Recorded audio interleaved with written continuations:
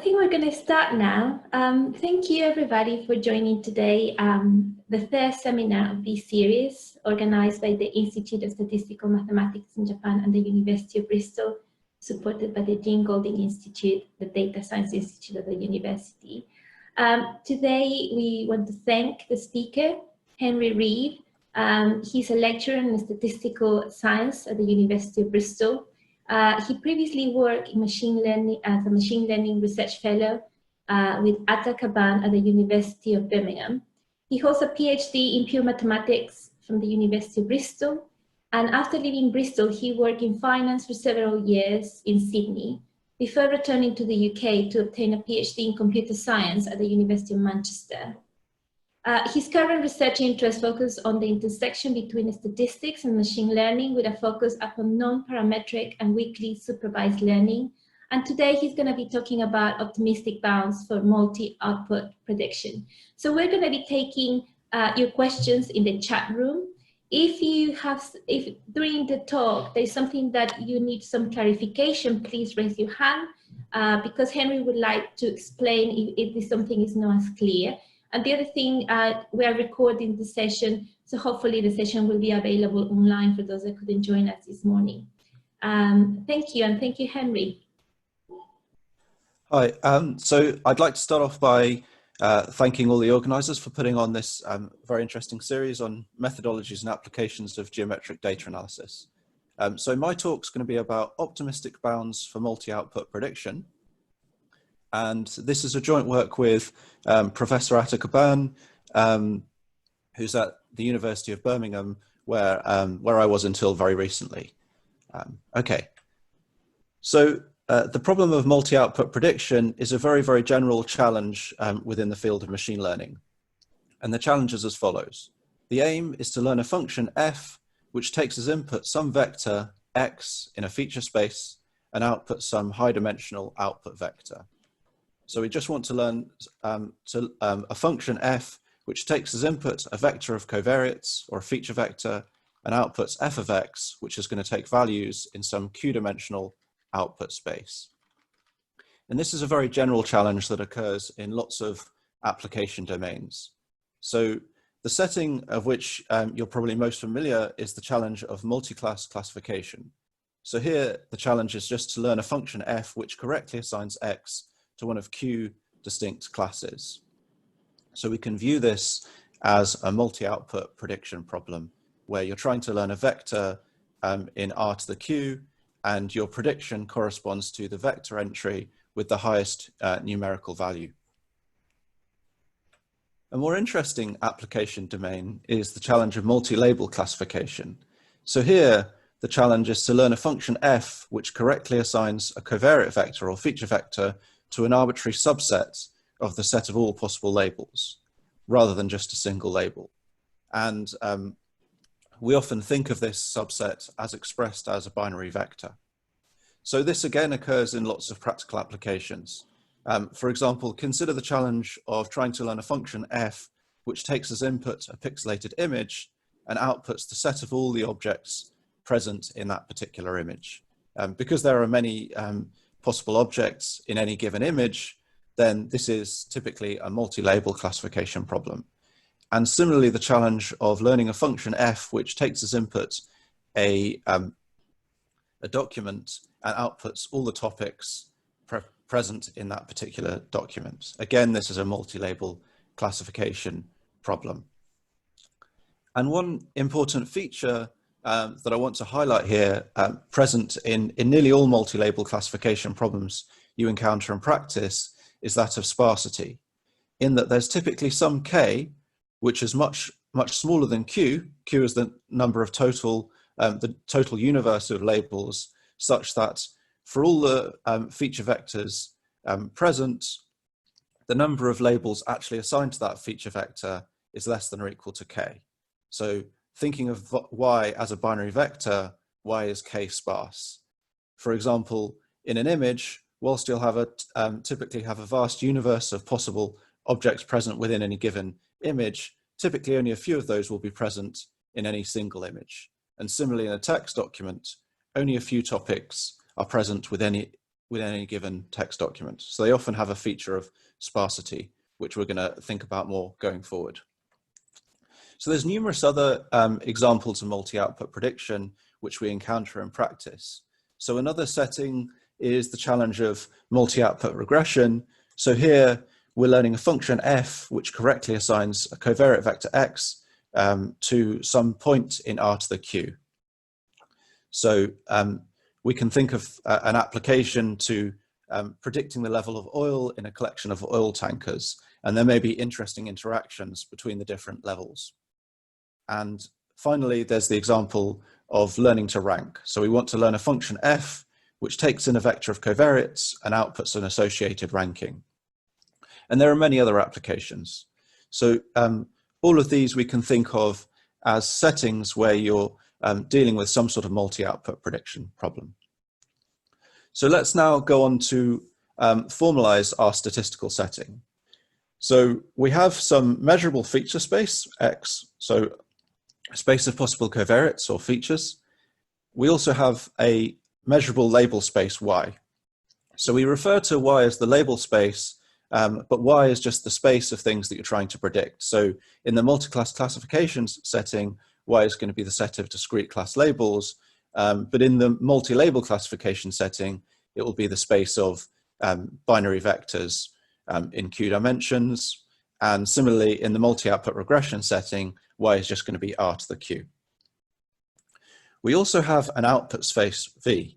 So V is the output space for your functions, and V is just going to be some subset of R to the Q, and Q is your output dimension.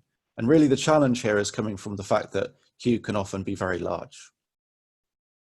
We also are going to let MXV denote the set of all measurable functions F from X to V. So these are the functions which take as input a covariate or feature vector and output some value in your output space. And we're going to be interested in looking at hypothesis classes F, which are just some subset of this universe of possible functions of finite Rademacher complexity. And I'm going to say a bit more about what I mean by Rademacher complexity in a few slides' time. But this setting can hence be very general. So this could, for example, be a set of decision trees or convex combinations of decision trees, or possibly some kernelized function class. In addition, we're going to assume that there's some unknown underlying probability distribution over random tuples X and Y. X is your feature vector, Y is your label, which could also be a binary vector in the multi-label classification setting, or some more complex object. And finally, the learner has access to an IID sample D, where each of your pairs are distributed according to this underlying distribution P. So this is the statistical setting. So a key object in our investigation is the loss function, which is going to quantify our performance. So here we're just thinking of a loss function, a sum function which takes as input pairs V and Y. V is an output of our function, and Y is a label, and outputs a real number, which quantifies our performance. And the goal is to learn a function F in our class of functions, large F, which minimizes the test error. So the test error is just the expected loss averaged over our distribution, so the population loss. And our goal is to minimize this test error, or find a function which minimizes this test error. But of course, we can't directly observe this test error because we don't have direct access to the distribution. However, the learner can compute the empirical error. So what do we mean by the empirical error? We simply mean the average of the loss function taken over our data set. And our goal in this setting is to find generalization bounds for the problem of multi-output prediction. So generalization bounds are bounds for the test error in terms of the empirical error plus a complexity term, which holds uniformly over all functions in a hypothesis class. And this is the kind of general family of results that we're interested in this talk. So why are generalization bounds important? Well, very broadly, they're important for at least two reasons. First of all, because they provide insight into learning behavior. So effectively, we can quantify the factors of importance in our particular learning problem. And in this talk, we're going to see that key aspects of the loss function play a crucial role in understanding the learning behavior. A second important feature or reason we're interested in generalization bounds is that generalization bounds motivate future algorithms. Namely, because if we have a generalization bound which upper bounds our test error, then we can approximately minimize this generalization bound and view this as an algorithm. So these are our two motivations for being interested in generalization bounds. And as I say, we want to obtain generalization bounds for the multi-output prediction setting. So our goal is to find tight bounds on the test error in terms of the empirical error, and we want those bounds to hold uniformly for all functions in our hypothesis class.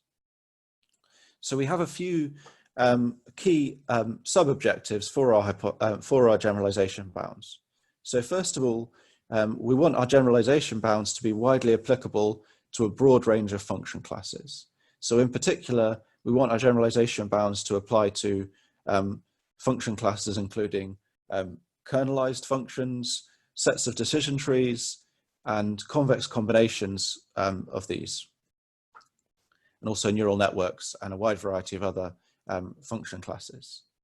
Our second key feature we want is to have data-dependent bounds. So what do I mean by that? I mean that there's very little dependence upon unobservable properties of the distribution, and we can effectively compute these generalization bounds from the data directly. A third important feature is that we want optimal decay as n, the sample size, goes to infinity. And a fourth important feature, which is really a special aspect of the multi-output prediction problem, is that we want our performance bounds to degrade gracefully as q goes to infinity. So just recall that q here is the dimensionality of your output space. And as q increases, your problem becomes progressively harder. So your generalization bounds are expected to become worse in this setting. However, we want generalization bounds which effectively don't degrade too much as your output dimensionality rises. So these are our primary objectives. So with this in mind, we're going to introduce our key new concept, which is a general definition which outlines a class of loss functions. So we're going to say that a loss function L, which takes as inputs V, an output from our function, and Y, a label, and goes to the space of positive reals, is said to be lambda theta self-bounding Lipschitz with parameters lambda and theta, both non-negative, if for every label Y and every pair of outputs U and V, the given inequality holds. So what does this inequality say? Well, it says that if you look at the deviations between L at U and L at V, then this is upper bounded by lambda times the maximum of the loss function at these two values raised to an exponent theta, all multiplied by the distance between U and V in the supremum norm. And the use of the supremum norm is going to play an important role here. So we refer to this geometric condition on our loss function as a self-bounding Lipschitz condition, effectively because we're bounding the deviations in the loss function at U and V, not just in terms of the distance between U and V, but also in terms of the values of the loss functions at those points themselves, raised to an exponent theta. So there's two important cases which have already been explored in the literature, which essentially we're generalizing here. And first of all, there's the case where just theta is equal to 0. So if theta equals 0, then this term raised to the exponent 0 is lost, it becomes 1. And effectively what we're left with is a Lipschitz condition with respect to the supremum norm. And this setting of having a Lipschitz condition with respect to the supremum norm has been explored extensively by a recent paper by Lay and co-authors in the multi-class setting. So we are in some sense generalizing this setting by looking at this self-bounding Lipschitz condition. Another setting which is encapsulated in this is the setting where theta equals a half and q equals 1. So it turns out that if we have a loss function which is twice differentiable, and we have an output dimensionality of 1, then actually this condition is going to hold with theta equal to a half. And this setting has been explored by Srebro and co-authors. So both of these prior works somehow inspired the current investigation. So yeah, so as I say, if there's any questions about this definition or any other definitions, please raise your hand.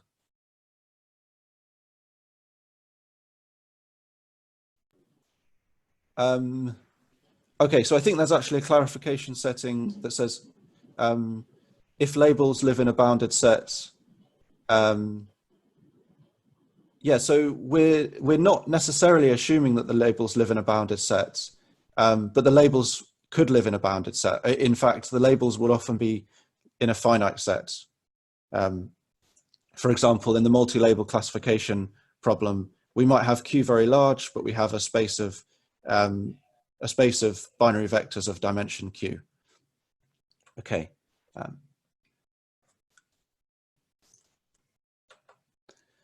So now let's look at the type of results that we can achieve with a self-bounding Lipschitz condition. Just to give you a sense of where we're going with this. Well, we're going to obtain bounds of order n to the minus 1 over 2 times 1 minus theta when the empirical error is very small. So this effectively interpolates between two regimes. So we get a slow rate of order n to the minus a half when theta equals 0. And theta equals 0, recall, corresponds to the classical Lipschitz setting with respect to the supremum norm. And we also get a fast rate of order n to the minus 1 when theta equals a half. And as theta goes between 0 and a half, we're effectively interpolating between these two regimes, the slow regime and the fast regime, in a smooth sense. And those of you familiar with the Mammon-Chibukov condition in nonparametrics might see some similarity here. So there is a kind of similarity with the Mammon-Chibukov type variance condition, which also interpolates smoothly between slow rates and fast rates. However, there's a few important differences. And the first of all is that these bounds are going to apply to rather rich hypothesis classes. So we don't need very tight control on the covering numbers in the way that you would to apply Mammon-Chibukov type variance conditions. A second important difference is that the self-bounding Lipschitz condition is really a property of the loss function rather than the distribution. Okay, so as I say, we're hoping to get bounds of order n to the minus 1 over 2 times 1 minus theta if our loss function is lambda theta self-bounding Lipschitz. So now we've talked about some very simple examples which already occur in prior work. So let's look at some more interesting examples which we can capture within this setting. Okay, so our first example is the setting of multinomial logistic loss. So here we're looking at a standard multi-class classification problem where you have Q distinct labels. So Y is just going to be the set of those Q labels, and V is going to be R to the Q. And the interpretation here is that you predict your function outputs a vector in R to the Q, and your class label that you've predicted corresponds to the entry with the highest numerical value. And a classic loss function that's very widely used in practice is the multinomial logistic loss. And so this is just the natural generalization of the logistic loss in the binary setting to the multi-class setting. and also known as the cross entropy. And significantly, the multinomial logistic loss function is lambda theta self-bounding Lipschitz with parameter lambda equal to 2 and theta equal to 1/2. So there's two kind of important features here. First of all, note that these parameters don't depend upon Q. So we have a lambda theta self-bounding Lipschitz loss with parameters independent of the number of classes. And another important feature is that we have this condition holding with theta equal to 1/2, which when the empirical error is sufficiently small, will give us a rate of n to the -1, so a fast rate. So a second very broad class of loss functions is smooth margin losses. So recall that we define the multi-class margin in the following way. So given by this margin formula, and this basically is a real number which is going to be positive if we predict our class label correctly, and negative if we predict incorrectly. So in particular, if we look at the canonical 0-1 loss, which is 1 if and only if we make a mistake, then this is going to be 1 if and only if our margin function is less than or equal to 0. However, the margin is going to be strictly positive if we're predicting very confidently. So we also have the corresponding hard margin loss, which is going to be 1 if and only if our margin falls below rho. So we're going to be penalized if we have a margin less than or equal to rho. And a popular family of generalization bounds in the literature bound the 0-1 loss in the population, so the test error on the 0-1 loss, in terms of the empirical margin loss. And typically this is done through a canonical Lipschitz condition, and you typically achieve rates of order n to the -1/2. However, an important variation on the margin loss for our setting is what we call the smooth margin loss. So this is a smooth function, L rho, which in some sense mimics the hard margin loss. And it turns out that this smooth margin loss, L tilde rho, is actually lambda theta self-bounding Lipschitz with lambda inversely proportional to the margin and rho again, theta again equal to 1/2. And it turns out that this soft margin loss or smooth margin loss actually has the feature that it's bounded above by the hard margin loss and bounded below by the 0-1 loss. Well, why is this important? Well, effectively because if we now have a generalization bound for the smooth margin loss, we can then use this chain of inequalities to convert this into a generalization bound for the 0-1 loss in terms of the empirical error of the margin loss. So we can get strong margin-based multi-class guarantees by analyzing the lambda theta self-bounding Lipschitz condition in the setting. Our third example corresponds to the multi-label classification setting. So recall here that the challenge in the multi-label classification is to predict a subset of labels rather than just a single label. And we represent this as a binary vector. So we have entry 1 if and only if a label is said to be present. And an important feature we outlined previously is that we have a condition of, we have sparsity. So for any given covariate vector, typically only a small number of labels correspond to that covariate vector, and we're going to call this number k. So we're going to assume that we have a strict upper bound of k, such that all of our label vectors have at most k positive entries. So this is our sparsity. And our pick all labels loss is the following natural generalization of the multi-class multinomial loss, which is widely used in practice in multi-label classification problems. So how does this work? Well, what we do is we simply sum the multinomial losses over all of the different labels present within our binary vector. So all of the labels which are in the subset are given entry 1, and we're just summing the loss over all these different values rather than just having the loss for a single label. So it's a very natural generalization of the multinomial logistic loss, and it's used widely in practice and found to be effective. And it turns out that this pickle labels loss is also lambda theta self-bounding Lipschitz, with parameter lambda proportional to the square root of k and theta equal to a half. So again, we have theta equal to a half, which means we can have rates of order up to n to the minus 1, so fast rates, and moreover, lambda is proportional to the square root of the sparsity. So we don't have a direct dependence upon the output dimensionality. So if your data has this sparsity property with k much larger than q, we're going to get much better bounds accordingly out of this type of result. Okay, so now we want to try and find generalization bounds for these lambda theta self-bounding Lipschitz loss functions in the multi-output prediction problem.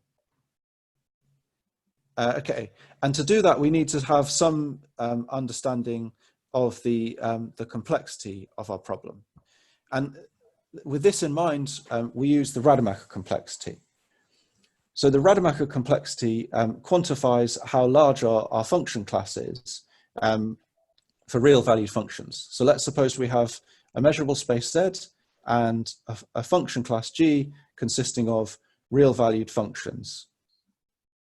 And then given a vector Z, or given a sequence of points in Z, we define the empirical Rademacher complexity by the following formula.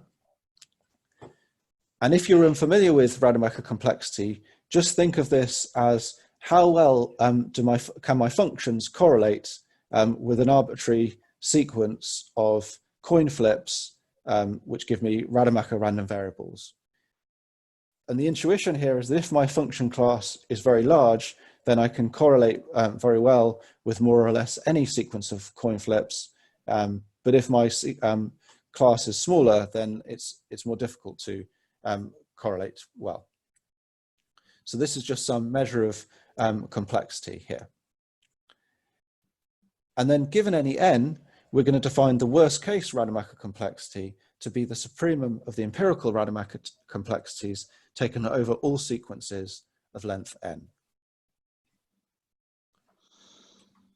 But there's an obstacle for applying this concept in our setting, and that's because we're interested in in the complexity of function classes which take values in R to the Q.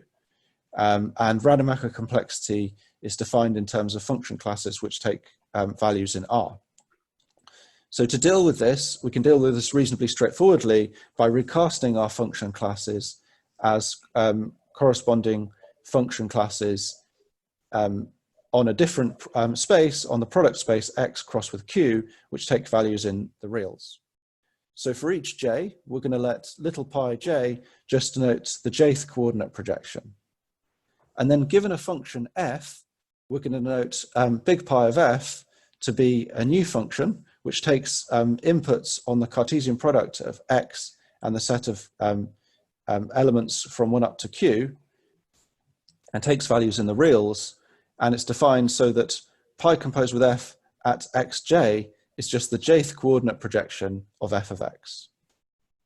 And then we have a projection pi, which takes functions which have values in R to the Q to functions which have values in R.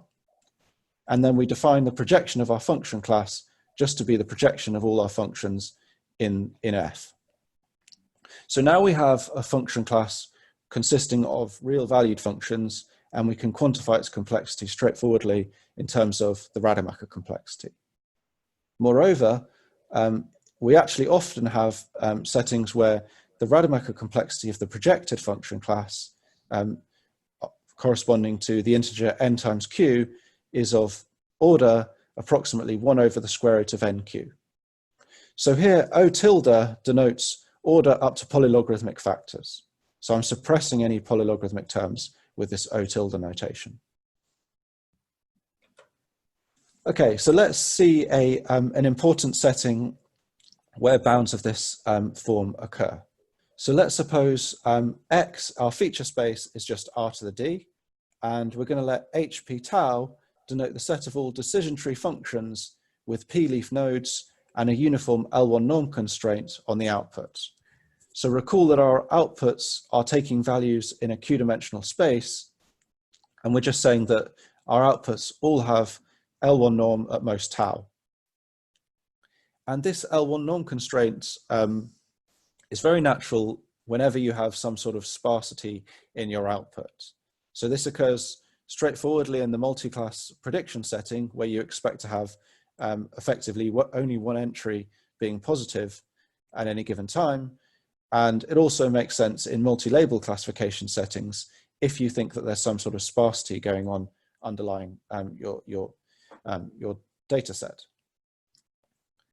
And then we consider forests, which is a much more flexible function class consisting of all convex combinations of these decision tree functions. And this is a function class which is very widely used in practice. So the common frameworks for gradient boosting, such as XGBoost, which you may have seen in applications, utilize effectively this function class and variations of it. So we have the following lemma, which says that in the multi-output setting, the Rademacher complexity corresponding to NQ of the projection of our set of decision tree functions is of the following complexity. So the complexity depends only upon the sparsity constraint, the number of leaf nodes, the sample size, and the output dimensionality. And moreover, we can then extrapolate this to convex combinations of these decision trees, and hence to the class of all forest functions. And we get the same complexity bound, and this is just because of the convexity of the Rademacher complexity. So with these tools in hand, we're ready to present our main result, which is the following generalization bound. So let's suppose we have a bounded function class f, which is taking values in a bounded region within R to the Q, and we have a lambda theta self-bounding Lipschitz loss with positive lambda and theta anywhere between 0 and 0.5. Now, for any delta, we're going to introduce a complexity term, which is denoted by gamma. And this is fairly intricate, but the key features I want to highlight for this complexity term is that it depends upon the Rademacher complexity of the projected function class, the square root multiplied by the square root of the output dimensionality, and this is all raised to an exponent 1 over 1 minus theta. So when theta equals 0, this is just raised to the exponent 1. When theta equals 1/2, then this is all going to be raised to the exponent 2. And if theta going between those two, we have a different family of exponents accordingly. Then we have the following high probability generalization bounds. So uniformly, with high probability for all functions in our function class, the test error is at most the empirical error plus a complexity term consisting of gamma and our empirical error. So these are all properties which are computable based on our training data set.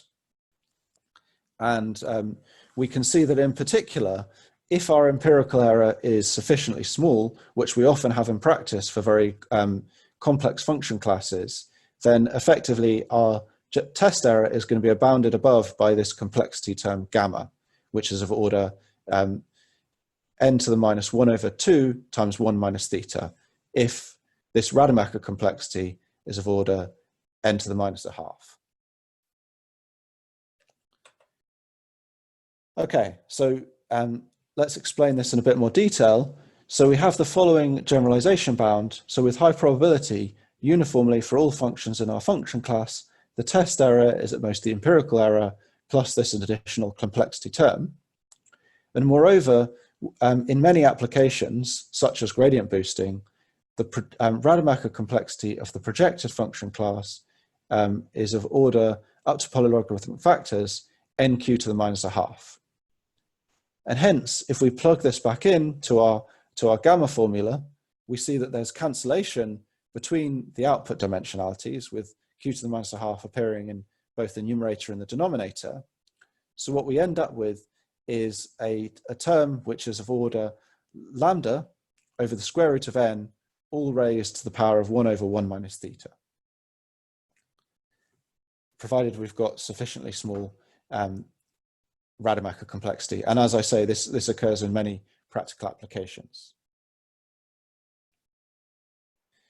Okay, and in particular, if theta equals 0, we get a rate of n to the minus a half, and if theta equals a half, then we get a rate of n to the minus 1.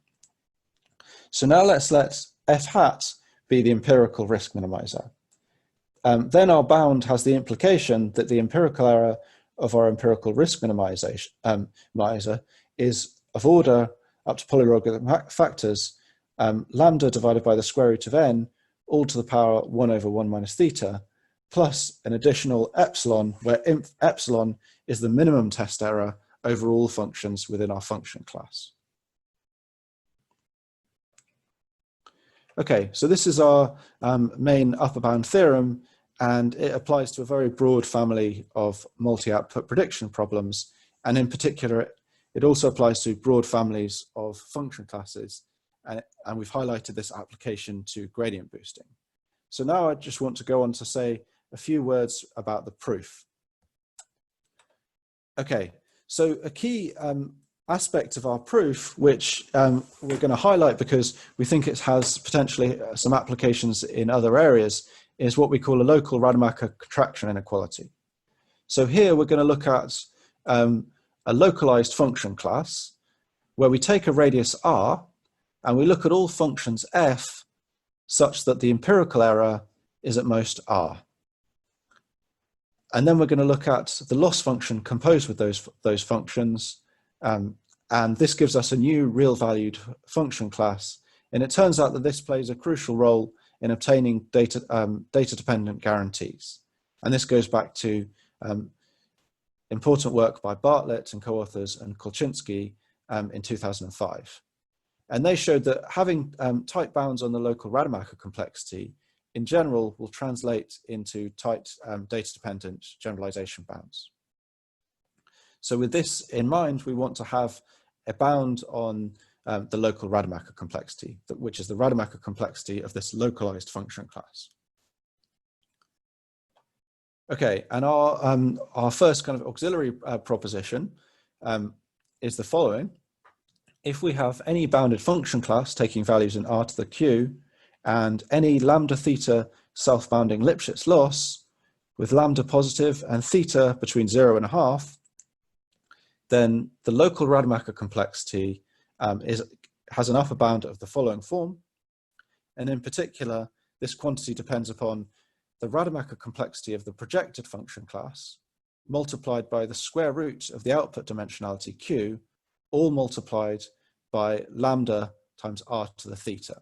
And this r to the theta is what plays a really key role here. So effectively, what's important is how quickly does my local Rademacher complexity go to 0 as I reduce my radius. And effectively, as our sample size grows and we're looking at tighter and tighter regions around 0 for our empirical error, this is going to be the region of most interest. And what this local Rademacher contraction inequality tells us is that when theta is larger, this is going to be going to 0 at a faster rate. So this gives us an intuition as to why higher values of theta give us back better learning behavior. So I just want to talk briefly about the proof of this result and how it differs from corresponding results in the more parametric case. So the classical way to bound the Rademacher complexity in general is through what's known as an entropy integral. So the way we do this is we bound a function which takes as its y-axis the logarithm of the covering numbers of our function class, square rooted and divided by n, and along our x-axis we have epsilon, our covering number diameter.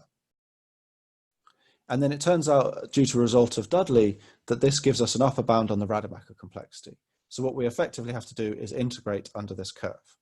And then if you are in the parametric case with a Lipschitz loss, you can integrate under the curve, and you can also get tighter localized guarantees by restricting to a localized function class of tighter diameter.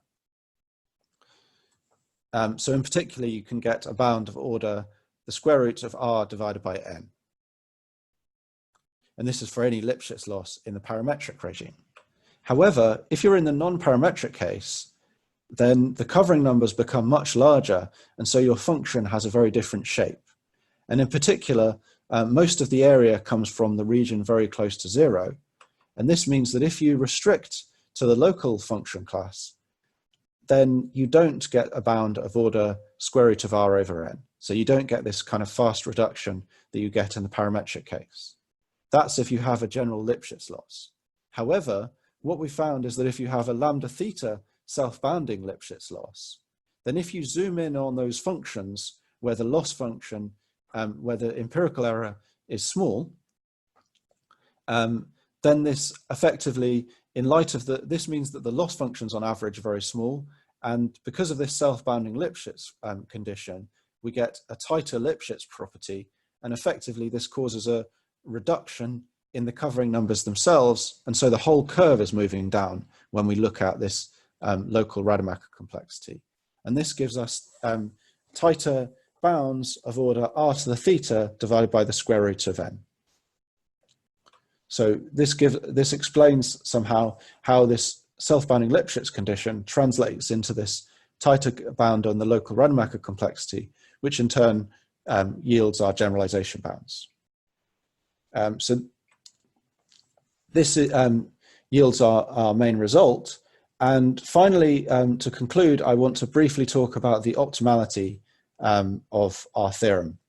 So just recall that our main generalization bounds is the following form. So we're bounding the test error in terms of the training error plus some additional complexity terms. And we have effectively, this gives rise to bounds of order n to the minus 1 over 2 times 1 minus theta. Okay, so the first optimality result I want to turn to is whether or not we get the optimal rate. So do we get the optimal dependence as a function of n and q? Well, q is our output dimensionality and n is our sample size. Okay, and this lower bound effectively tells us that up to polylogarithmic factors, we do get the optimal dependency in terms of n and q.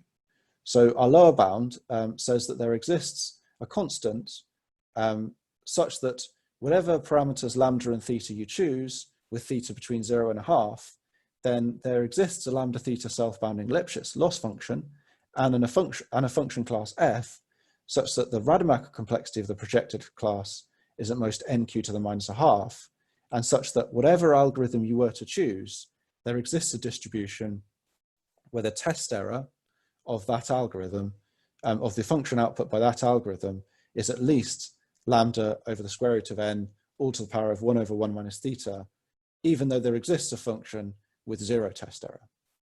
So this gives us a uniform lower bound over all possible algorithms. And our upper bound implies that the empirical risk minimizer gives the following upper bound, which is exactly the same order up to polylogarithmic factors. So the implication here is that our upper bounds are tight up to all polylogarithmic factors. But of course, there could be a huge amount of difference in practice because polylogarithmic factors could potentially be arbitrarily large. But just up to polylogarithmic factors, this generalization bound is tight. And a second optimality feature I want to highlight is a curious aspect, corresponds to a curious aspect of our generalization bound, which you may have noticed, which is that we've restricted our range of possible theta. So we've assumed throughout that theta is between 0 and 1/2. So it's natural to actually ask what happens if theta is bigger than 1/2. So why do we restrict to this range? And in particular, we get rates of order n to the minus 1 with theta equal to a half. So what would be really nice is if we could get rates even faster than n to the minus 1 if theta was strictly bigger than a half. And the second optimality question is whether or not this is possible. However, unfortunately, this is not possible. So in particular, if we look at just the standard exponential loss, then this turns out to be 1 theta self-bounding Lipschitz for all theta between 0 and 1. So in particular, much, much larger than a half. However, we show that bounds of the form faster than n to the minus 1 are not possible in this setting. So this result is telling us that in some sense this restriction is necessary, at least to have generalization bounds of the form with which we've presented them. So on that note, I think I'll conclude. So we've investigated this general multi-output prediction problem, and motivated by this prediction problem, we introduced the self-bounding Lipschitz condition for multi-output losses. We also showed that this self-bounding Lipschitz condition enables data-dependent guarantees, which have very favorable dependency both on the number of samples and the output dimensionality. And as a key tool in proving our upper bound, we introduced a new local Rademacher contraction inequality specifically for these lambda theta self-bounding Lipschitz losses. And it has a different form to more classical contraction inequalities for Lipschitz losses. And one reason we've highlighted this particular result is that we believe it has applications to other areas. In addition, we demonstrated optimality of this guarantee in 2 different dimensions. So first of all, we obtained an optimal rate, assuming that our test error is sufficiently, for the optimal function is sufficiently small. Then we get a optimal rate up to polylogarithmic factors. In addition, we showed that the range of possible exponents for our self-bounding Lipschitz condition is optimal. And finally, we mentioned an example. So we showed that our bounds yield state-of-the-art guarantees for the setting of multi-output gradient boosting, where you're learning with these convex combinations of decision trees, which is widely used in practice. Thank you very much for listening, and any comments or questions would be very welcome.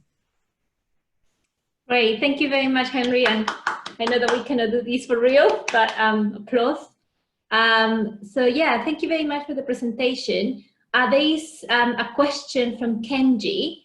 Kenji asked, and actually Kenji, maybe you can turn on your speaker and just ask the question yourself, because we don't have many questions on the list. Okay, so thank you for a very nice talk. And my question is a simple one. So you showed some example, but usually the example had a theta 1 over 2. What are interesting example of having non-trivial theta? Yeah, this is a good question. So there are families of examples. So when we derived our, so in some sense, the 2 extremes are potentially the most interesting. So theta equal to 0, there are many examples where we just have a Lipschitz loss and we have no smoothness. And then theta equal to a half, again, there are many practical examples. Yeah. For theta between 0 and a half, there are examples which we use to construct our lower bounds, but they're somewhat contrived in the sense that they're not examples that you commonly see in practice. Effectively, if they effectively occur in the multi-output regression setting. So in answer to your question, effectively there aren't many common sort of natural examples, although there are kind of, you can generate these examples which occur in this regime with theta between 0 and a half. Okay, thank you. Yeah. I mean, yeah. So I can get back to you with sort of more details on what those constructions look like. But as I say, yeah, in reality, they are sort of more of theoretical interest in this regime between 0 and a half. Yeah. Okay. Thank you. Somehow the theta equals a half is potentially the most interesting because you get the best results, and this occurs most commonly in practice. Yeah. Thanks. If anybody else have any question, please raise your hands, or you can add a question in the chat for Henry. And as Henry pointed out, that if anybody has any more questions, please contact him directly through his email address. I'm sure he's very happy to talk to you online and go through maybe some very specifics of his presentation. And also the presentation will be available online as part of the seminar series.